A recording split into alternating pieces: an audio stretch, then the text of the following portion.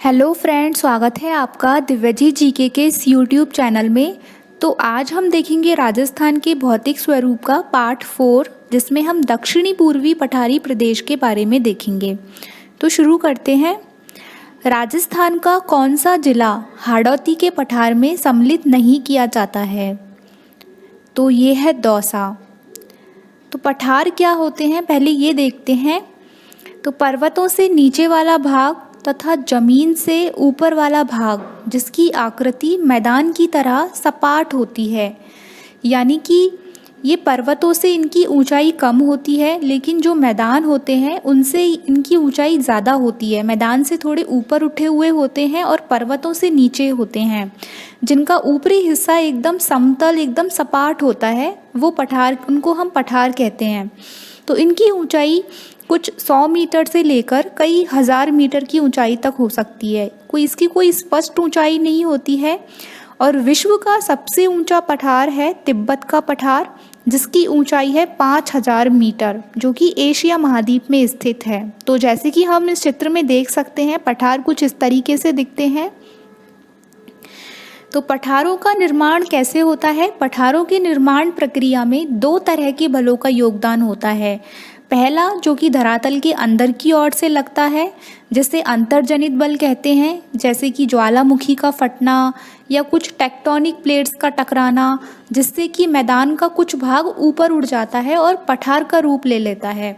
और दूसरा बल होता है जो कि धरातल के ऊपर लगता है, यानी धरातल के बाहर से लगता है, जैसे कि हवा के द्वारा अपरदन होना, मिट्टी का पानी के द्वारा कटाव होना, उसकी वजह से पठार का निर्माण हो जाता है, या तापमान की वजह से, या जब पर्वत जो होते हैं जिनका वायु के द्वारा कट कट के वो पठार की आकृति ले लेते हैं। तो इन बलों की वजह से पठारों का निर्माण होता है और इनको बोलते हैं वहीड़ जनित बल।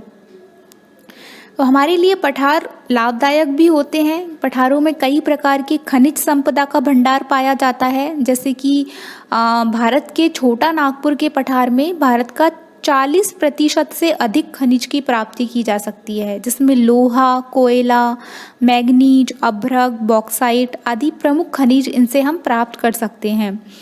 यद्यपि पठार कृषि की दृष्टि से महत्वपूर्ण नहीं होते हैं, फिर भी कुछ पठारों में विशेष प्रकार की मिट्टी पाई जाती है, जहाँ पर विशेष प्रकार के फसलों का उत्पादन किया जा सकता है।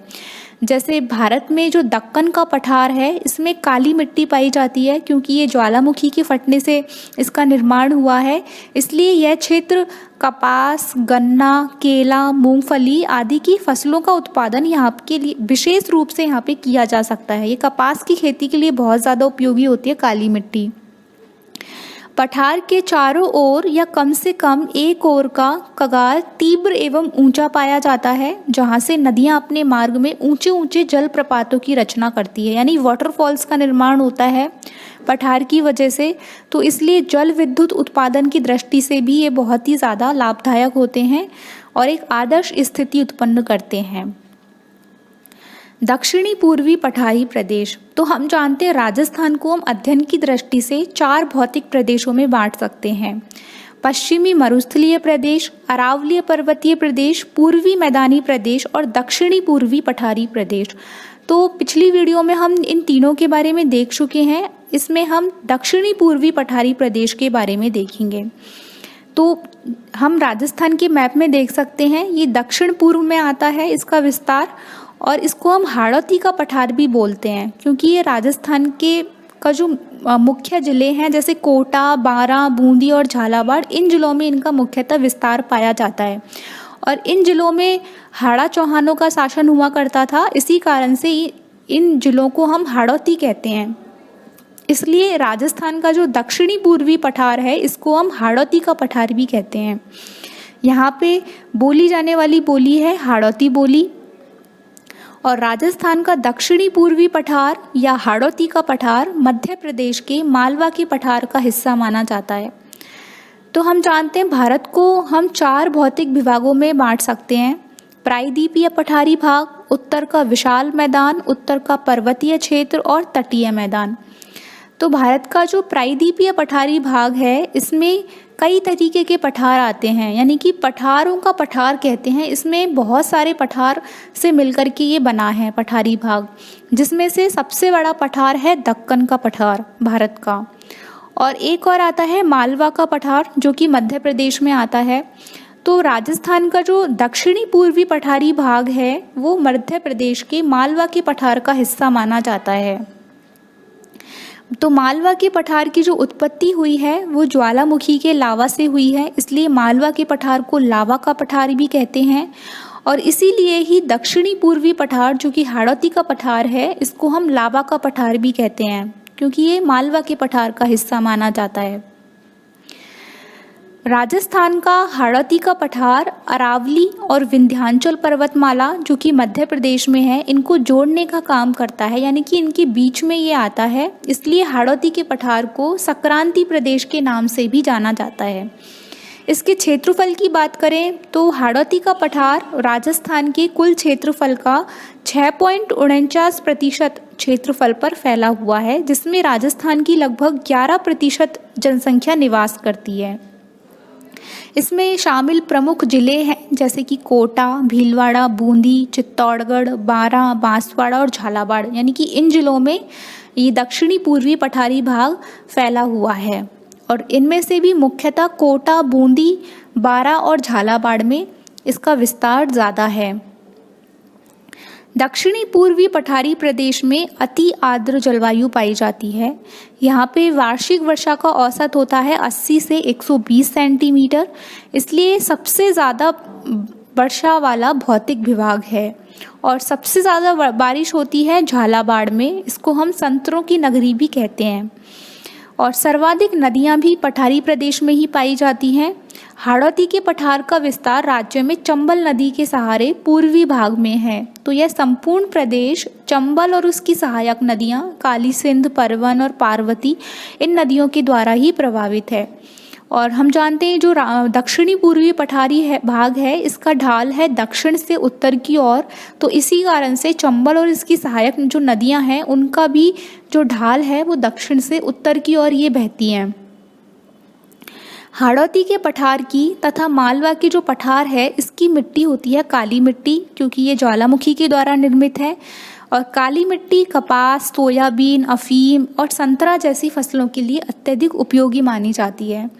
दक्षिणी पूर्वी पठारी प्रदेश की प्रमुख फसलें हैं मसाले, और यहाँ पे वनस्पति पाई जाती हैं लंबी घास, झाड़ियाँ, बांस, खैर, गूलर, सालर, धोक, ढाक, सागवान आदि। प्रमुख उद्यान है यहाँ के दर्रा राष्ट्रीय उद्यान और चंबल घड़ियाल अभ्यारण्य। और प्रमुख जो वनस्पति का प्रकार है वो है शुष्क पतझड़ वन वाले वन। कुछ मुख्य उपप्रदेश हैं, यानी कि हाड़ौती के जो पठार हैं इनकी कई जगहों पर इनके नाम अलग अलग हैं, जैसे मुकुंदवाड़ा की पहाड़ियाँ, दक्षिणी कोटा से झालरा पाटन तक विस्तृत पहाड़ियाँ जो अर्धचंद्राकार पर्वत श्रेणियों का निर्माण करती हैं, मुकुंदवाड़ा की पहाड़ियाँ कहलाती हैं। और इसी क्षेत्र में दर्रा अभ्यारण्य स्थित है, जिसका नाम राज्य सरकार ने मुकुंदरा हिल्स पार्क कर दिया था। फिर उसके बाद है डग गंगाधर उच्च भूमि, जो कि झालावाड़ जिले में स्थित दक्षिण पश्चिम भाग की उच्च भूमि है, इसको हम बोलते हैं शाहाबाद उच्च भूमि, जो बारां जिले के पूर्व में स्थित घोड़े की नाल के आकार की पहाड़ियों को बोला जाता है। तो ये सब हाड़ौती के पठार के ही उप प्रदेश हैं, जिनको अलग अलग जगहों पर अलग अलग नाम दिया जाता है। तो अध्ययन की सुविधा से हम हाड़ौती के पठार को दो भागों में विभाजित कर सकते हैं। पहला है विंध्यन कगार भूमि और दूसरा है दक्कन लावा का पठार। तो विंध्यन कगार भूमि जो है ये राजस्थान के जैसे पूर्वी जिले हैं, जैसे धौलपुर, करौली, सवाई माधोपुर, बूंदी जिलों, इनमें बड़े बड़े जो बालू का स्तूप हैं या बलुआ पत्थर या चूना पत्थर से निर्मित चट्टानें हैं, जो कि बनास और चंबल नदी के बीच स्थित है। इस क्षेत्र को हम विंध्यन कगार भूमि कहते हैं। तो इसमें प्रमुख बालू का स्तूपों की या बलुआ पत्थरों से चट्टानें बनी हुई हैं, जो पठार का रूप धारण किए हुए हैं। और प्रमुख बालू का स्तूप यहाँ पे पाए जाते हैं, जैसे कि लाल बलुआ पत्थर मिलता है, गुलाबी बलुआ पत्थर और सलेटी बलुआ पत्थर। तो लाल बलुआ पत्थर फेमस है धौलपुर का, गुलाबी बलुआ पत्थर निकलता है करौली से और सलेटी बलुआ पत्थर है बूंदी जिले से। दूसरा है दक्कन लाबा का पठार। तो यह ऊपर माल या उच्च पठार या पथरीला के नाम से भी जाना जाता है और यह क्षेत्र ज्वालामुखी से निर्मित है, यानी कि जब किसी समतल क्षेत्र में दरारी ज्वालामुखी उद्गार के कारण लावा का फैलाव होता है तो यह आसपास के क्षेत्र से ऊपर उठ जाता है, तो यह पठार के रूप में विकसित हो जाता है और यह लावा कुछ समय के अंतराल में रुक रुक कर होता है। तो इससे संरचनात्मक सोपान जैसे पठार का निर्माण होता है जिसे ट्रैप कहा जाता है, यानी सीढ़ी नुमा एक पठार का निर्माण होता है जिसे ट्रैप कहा जाता है, जैसे भारत का दक्कन का ट्रैप। तो भारत का जो दक्कन का पठार है ये सबसे बड़ा है, भारत का विशालतम पठार है। जो भारत का दक्षिणी भूभाग है वो इसी पठार पर स्थित है। तो इसी से तुलना की गई है हमारे राजस्थान के दक्कन के पठार की, दक्कन लाबा के पठार की। तो इसीलिए इसकी संरचना जो है वो इसी भारत के दक्कन ट्रैप लावा शैल समूह के समान है, इसलिए राजस्थान की जो पठार है इसको दक्कन लाबा का पठार कहा जाता है। राजस्थान के कोटा, बारां, बूंदी और झालावाड़ जिलों में इसका विस्तार पाया जाता है और ज्वालामुखी के द्वारा निर्मित होने के कारण इस क्षेत्र में पाई जाने वाली मिट्टी है मध्यम काली मिट्टी।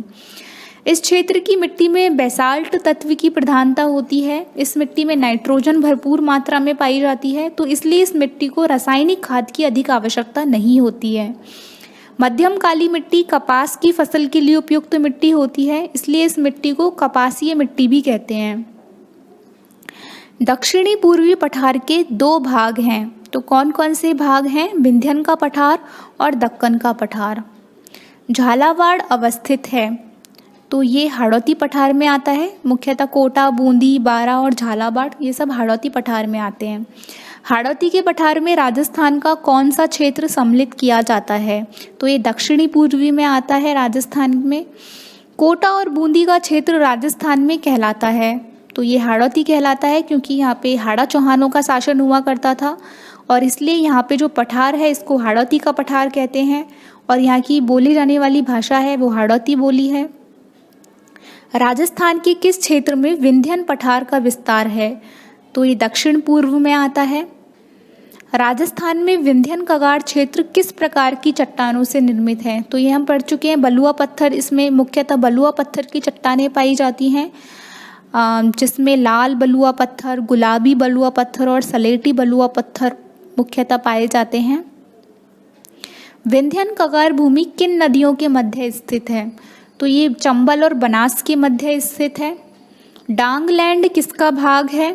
तो एक करौली पठार का भाग है। हम जानते हैं जो डांग बनते हैं वो चंबल नदी बेसिन से बनते हैं, जिससे कि मिट्टी का कटाव, मतलब चंबल नदी से मिट्टी का कटाव ज़्यादा होता है, जिससे कि ऊबड़ खाबड़ गड्ढे बन जाते हैं और घाटियाँ बन जाती हैं जो पठार का आकार ले लेती हैं। तो इसी करौली में इसका विस्तार सबसे ज़्यादा पाया जाता है। इवन करौली को डांग की रानी भी कहा जाता है। तो डांगलैंड करौली पठार का ही भाग है। राजस्थान में किस भौतिक क्षेत्र में मुकुंदरा की पहाड़ियाँ स्थित हैं? तो ये हाड़ौती पठार में आती हैं, मुकुंदरा हिल्स, जो कि कोटा और झालावाड़ में है। राजस्थान का कौन सा भौगोलिक अंचल मालवा के पठार का विस्तार है? तो हाड़ौती का पठार है, जो कि मध्य प्रदेश के मालवा के पठार का भाग माना जाता है। राजस्थान राज्य में डेक्कन ट्रैप के शैल समूह विद्यमान हैं, तो ये कोटा झालावाड़ में है, जो कि ज्वालामुखी के द्वारा निर्मित होते हैं। तो बस ये थी आज की वीडियो। अगर आपको ये वीडियो अच्छी लगी हो तो प्लीज़ लाइक करना, शेयर करना और चैनल को सब्सक्राइब करना।